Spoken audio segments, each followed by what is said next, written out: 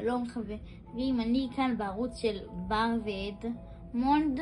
היום אתם תדברו אותי מ-1 עד 10 איך אני משחק במיינקראפט, אבל במקום זה החלטנו להראות לכם את הנשקים החדשים. תכתבו בתגובות איזה נשק הכי אהבתם. אוקיי, הנה הסתכלו כאן. זה של ברול סטארס. הנה הסתכלו כאן.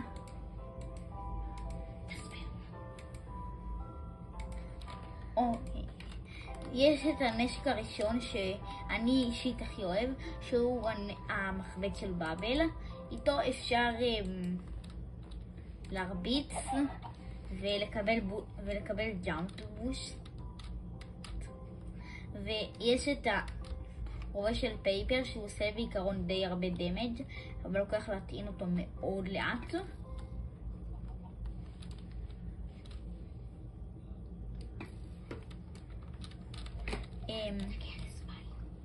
יש את הכדורים של ספייק, יש את הרובה של ברוק, שהוא עושה גם פצצות, יש את הרובה של דינמייט שאפשר לעשות ככה,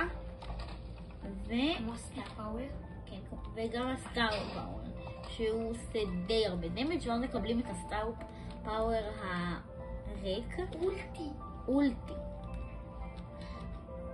ופה יש, כמו שאתם רואים, יש שם שיחים. אם אתם רואים פה, אני נעלם בשיחים האלה. אוקיי, הנשק הבא שלנו הוא בומרנג של קארל. יש את שיקוי האש של ברלי. יש את הזה של מוס. יש לנו את הרובה של פם. יש את הרובה של פם, יש את הזה של פרנק שיכול להרוג כמה אויבים במכה אחת. יש את הזה שאין לי מושג מה זה עושה.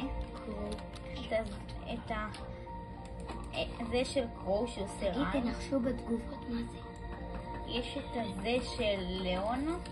אפשר לראות אותו מאוד מהר, אבל הוא עושה קצת פחות דמג'.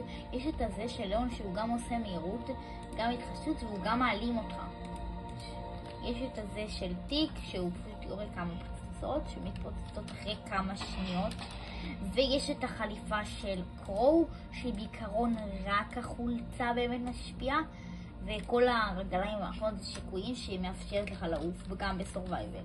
אבל אתה לא יכול ללכת ברגיל. וזהו. אז זה היה הכל חברים.